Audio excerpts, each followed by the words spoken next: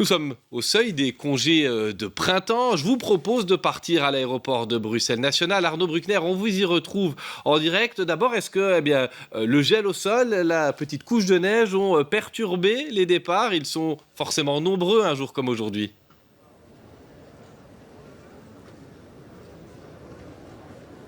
Alors non, pas de réel impact, pas de gros impact de la neige sur les opérations. Plus de peur que de mal, il aura juste fallu dégivrer certains avions, ce qui occasionne seulement quelques petits retards. Alors aujourd'hui, on attend environ 30 000 personnes ici à Bruxelles Airport. Sur l'ensemble des vacances de Pâques, ce seront 900 000 personnes qui passeront ici par l'aéroport.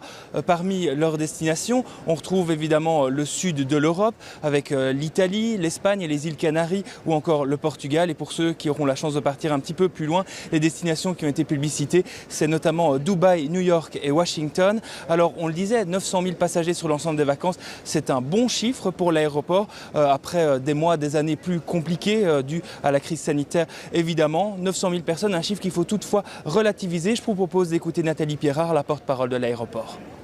Quand on parle de 900 000 passagers sur l'ensemble des vacances, c'est pas mal.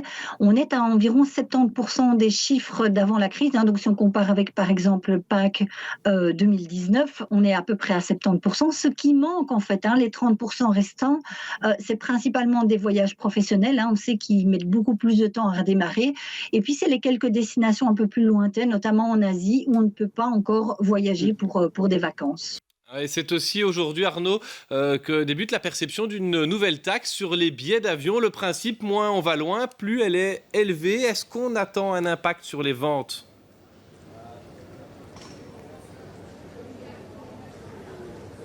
Alors l'impact il est plutôt limité pour les voyageurs que vous voyez derrière moi, car sauf exception, la plupart d'entre eux auront réservé leur billet bien en avance, bien avant ce 1er avril, date d'entrée en vigueur de cette taxe. Et sauf exception, sauf certaines compagnies aériennes, peu demandent un effet rétroactif. Donc peu de personnes ici ont dû déjà payer cette taxe. Elle aura plutôt un impact sur les prochaines vacances, mais un impact qu'il faut quand même relativiser vu qu'on parle d'un montant entre 2 et 10 euros. 2 euros pour les voyages qui vont à plus de 500 km ici de l'aéroport, 4 euros pour les voyages intra-européens mais à plus de 500 km, et alors 10 euros pour les voyages à moins de 500 km ici de Zaventem. C'est ce qu'on appelle dans le langage courant un saut de puce, des petits voyages pas très loin, et c'est ça que le gouvernement fédéral veut décourager et veut faire privilégier des moyens de transport, d'autres moyens de transport comme le train par exemple. Merci Arnaud Bruckner pour toutes ces précisions en direct de l'aéroport national.